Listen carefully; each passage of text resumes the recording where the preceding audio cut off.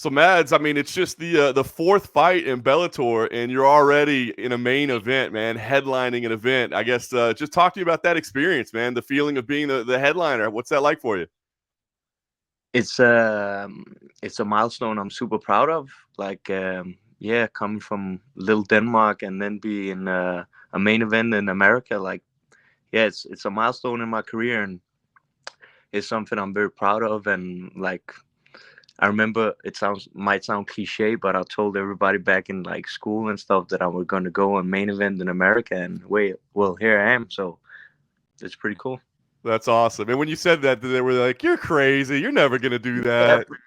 that's like that's like the mentality a little bit back home. Like just get a 9 to 5 and do what everybody else is doing. And I never really wanted to go that way. I mean, I respect people that do that for a living, but that just wasn't me. And well, now I'm here.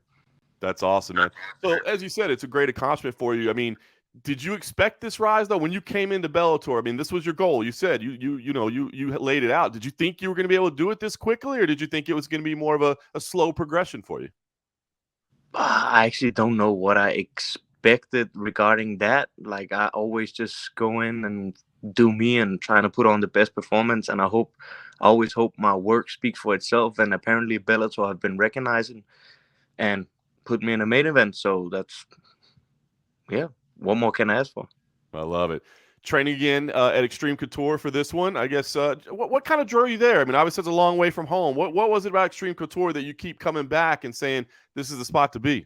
So actually, my coach back home in Denmark, Mikhail Palo, he used to fight in Bellator as well back in like 2012 or something. And when he was fighting Bellator, he was living with my current coach, Dennis Davis, the head coach of Extreme Couture.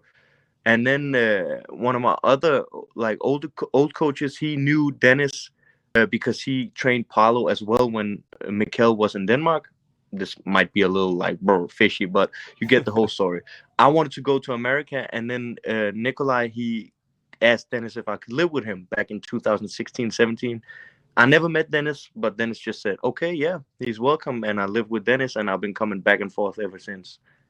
That's amazing. You think you'll ever move out to Las Vegas? Is that a plan for you? That's the plan after this fight, to move out to Las Vegas. Wow, that's a big one. Do you have family that you have to bring with you, or is it just you? No, I pretty much only got a mom and a dad back home. So I know my mom really want to go to America, so I might have to bring her over here for a while. But that's pretty much it.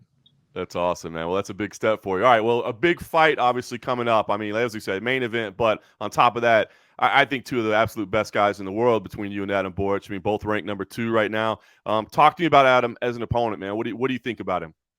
I think he's a very European style kickboxer, very Eastern European style kickboxer. Um, of course, he's well rounded. I mean, you don't get to this level if you're not well rounded.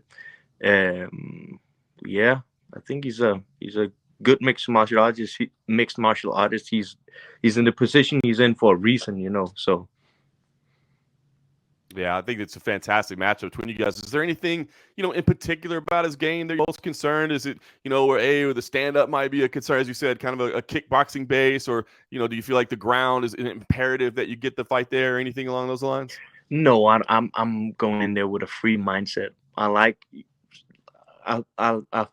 think that I proved this a couple of times. Like when people think I'm gonna go in there and grapple, then I go in there and smash the guy on the feet. And then when people think, oh, he might go in there and box a little, then I go in and take the dude down. So I usually go in with an open mindset. Whatever the fight brings, I'm ready for it, and I'm going in there with an open mindset. And yeah, that's it. I'm just trying to be the best version of me. That's awesome. Look, on paper, to me, this looks like it's a number one contender fight. It looks like the winner should be fighting for a title. Have you had that conversation with Bellator? Has anybody promised you, like, hey, Mads, you win this, you're fighting for the title? No, I'm not sure. But like, I mean, I heard it's a contender fight as well. So, and they say that in all their posts. So, yeah, Yeah. I mean, how could it not be, right? You guys are I both can't ranked see number two. if you think about like who is in the top 10 right now. It's pretty much only me and Adam and I think Pico right now who's on some streaks, and all the other ones like have a couple wins, couple of losses, like back to back. So I think it's like yeah, us. Yeah, I agree. I think to me this is clear. The winner fights for the title. So, Yeah. you have any thoughts on Pitbull and McKee? Obviously, they're fighting in April. Any thoughts on how that matchup is going to play out, or what you'd like to see in that fight? I think that is going to go pretty much the same way as last time, actually. I and like I have so much respect for Pitbull. He's actually one of the dudes that I was really looking at when I wasn't fighting in Bellator, and I really liked his style. But I just think stylistically, AJ is a nightmare for him. And I also think like it's time for some new blood in Bellator, like the featherweight division. For the last many years, it had been Pitbull, Emmanuel Sanchez, like Daniel Weichel, those guys just fighting up and down for the belt. And now it seems like it's me, it's Borics, it's Pico, it's AJ. It's like there's a lot of upcoming young guys that like ready to take that spot. So yeah, I think it's gonna go the same way as last time. Yeah, I think a lot of people kind of feel that way. And you're right. There's a lot of talent in the division round. Have you let yourself start thinking about how you match up with AJ McKee? I mean, if you think it's probably going to go the same way, obviously he's got that amazing record, one of the big stars of the company right now. Or have you let yourself kind of say, I think I could beat him here. This is what I would do to take him out. I mean, if I didn't believe I could beat anybody in this division, like I wouldn't be fighting. So of course I believe I can fight him, but no, I haven't really like looked on like, oh, this is how I should fight him or whatever, whatever. Well, there'll certainly be time for that if you win. I just think that's the natural matchup next. Talk to me about the goal here, Mads. I mean, is a win enough? I mean, like I said, we're saying it's a #1 contender fight. So is just a win enough, or do you feel like I got to go in there and finish them, or I got to go, turn in a dominant performance? I got to make some kind of statement in this fight. Is there a goal like that? Like I say, I always go in there and perform to the best of my ability. And I like to think when I perform to the best of my ability, it is a statement. So that's the goal. Nice. Five Yeah, rounds change anything for you? Does I that make love any it. difference? Yeah. I love it. Yeah, I actually like 5 rounds because that means you have more time to like just overall get to learn like your opponent, like his habits and all that stuff. So I like 5 rounds.